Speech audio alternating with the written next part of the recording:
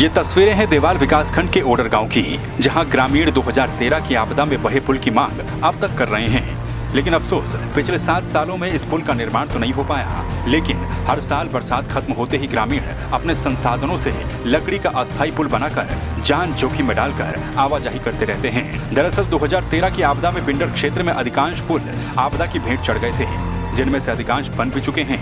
लेकिन अब भी कई ऐसे गांव हैं जिनके आवागमन का एकमात्र साधन अभी तक नहीं बन पाया। ऐसे में ग्रामीण सरकारों से गुहार लगाकर थक चुके हैं। लेकिन अफसोस, ये तस्वीरें न तो हुक्मरानों को नींद से जगा पाती हैं और न ही आपदा के जख्म भर पाती हैं।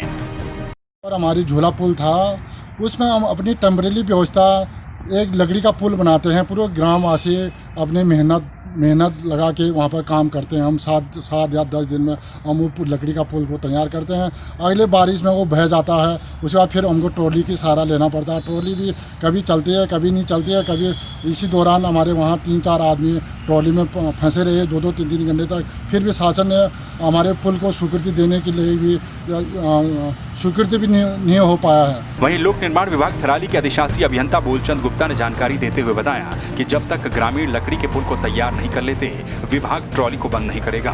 साथ ही उन्होंने ये भी कहा कि उनके द्वारा साल की शुरुआत में ही विभागीय सचिव को पुल का एस्टीमेट तैयार करके भेज दिया गया था और इसके मुताबिक पिंडर नदी पर 220 मीटर लंबाई और 14.4 लाख की लागत से पुल का एस्टीमेट शासन को भी भेज दिया गया है।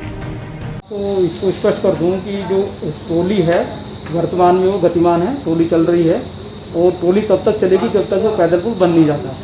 उसके बाद ही हम ट्रॉली को बंद करेंगे। तो ट्रॉली बीच में खराब हो गई तो उसको ठीक करा दिया जाएगा। तो दूसरा जो आप पूछ रहे हो कि ऑर्डर के पुल के बारे में, स्थायी पुल के बारे में क्या है, तो इसका हमने आगमन भेज दिया। प्रारंभिक आगमन DPR बनाने के लिए, डिजाइन के लिए मिलता हमें पैसा, उसका मैंने भेज दिया है।